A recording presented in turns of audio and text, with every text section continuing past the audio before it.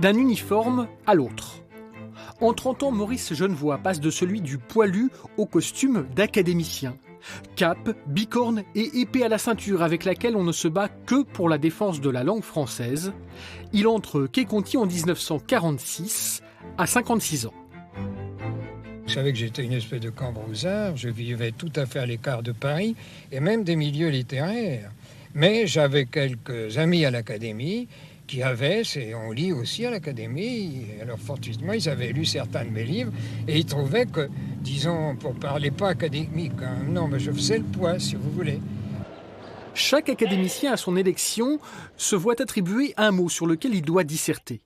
Pour lui ce sera « attrape-nigaud ». 12 ans plus tard, en 1958, Genevoix s'installe dans le fauteuil de secrétaire perpétuel de l'Académie avec pour mission principale de diriger les séances du dictionnaire. Je vous relis le paragraphe. Il se dit aussi en termes de médecine de l'état de ce qui est dilaté, de ce qui s'est dilaté, la dilatation de l'œsophage, dilatation d'estomac. Moi, je trouve que ça nous suffit. Ça me paraît raisonnable et objectivement exact. C'est utile, un académicien ? Bon, ça les occupe. Écoutez, j'ai eu un membre de ma famille très proche qui en a fait partie, donc je pense pouvoir en parler en connaissance de cause. Bien, c'est un petit peu, disons, une vieillesse extrêmement honorée, mais c'est pas beaucoup de choses d'autres, quoi. Déjà à l'époque, l'Académie, son cérémonial, ses rites ancestraux sont moqués par l'opinion publique. La tâche du secrétaire perpétuel est aussi de défendre l'institution.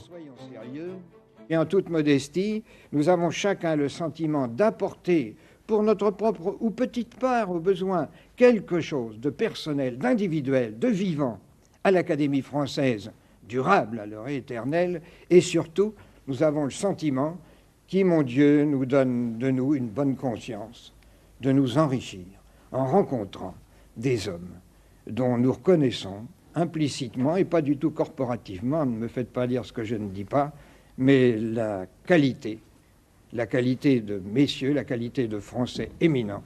Et je crois que c'est à cela que l'Académie française, qui nous dépasse dans nos personnes, doit son prestige. Et à mon sentiment, excusez-moi, messieurs, mesdemoiselles, un prestige, en sommes justifiés. Des années 50 à sa mort en 1980, Maurice Genevoix assume le rôle dévolu plus tard à Jean d'Ormesson. Bon client des plateaux télé, l'œil malicieux derrière l'apparence sérieuse, toujours une histoire à raconter. Il est l'ambassadeur de l'Académie, mais une contradiction le travaille. Il ne veut pas être panthéonisé de son vivant dans un rôle trop institutionnel. Comment peut-on être secrétaire perpétuel de l'Académie française et se prétendre en même temps réfractaire ou non conformiste ? Eh bien, je crois que ça peut arriver puisque ça m'est arrivé à moi. Il est certain que mes goûts profonds me tirent vers une vie extrêmement libre. C'est d'ailleurs un des thèmes de mon œuvre, je ne veux pas y insister. Bill des Ormeaux est un réfractaire et le cerf rouge de la dernière Harde est un réfractaire, Rabelio est un réfractaire, encore un autre roman animalier, Le chat roux, est un réfractaire. Enfin, on ne se refait pas, on est comme ça. Et le secrétaire perpétuel de l'Académie française, eh bien mon Dieu, c'est un anticonformiste, c'est un réfractaire, c'est un sauvage, et ça peut très bien l'être puisque ça est, je n'y peux rien. Dans son dernier livre autobiographique 30 000 jours, Genevoix cherche encore à casser une image trop solennelle. Il raconte comment, à 16 ans, il s'amusait à aguicher les militaires d'Orléans travestis en marquise pour mieux les surprendre en urinant debout au coin d'une rue avant qu'un grand bourgeois ne lui propose de l'argent contre ses faveurs. Composé d'attrape, forme verbale d'attraper, et de nigaud, l'attrape-nigaud est, selon l'Académie française, une ruse grossière qui ne peut tromper que les sots.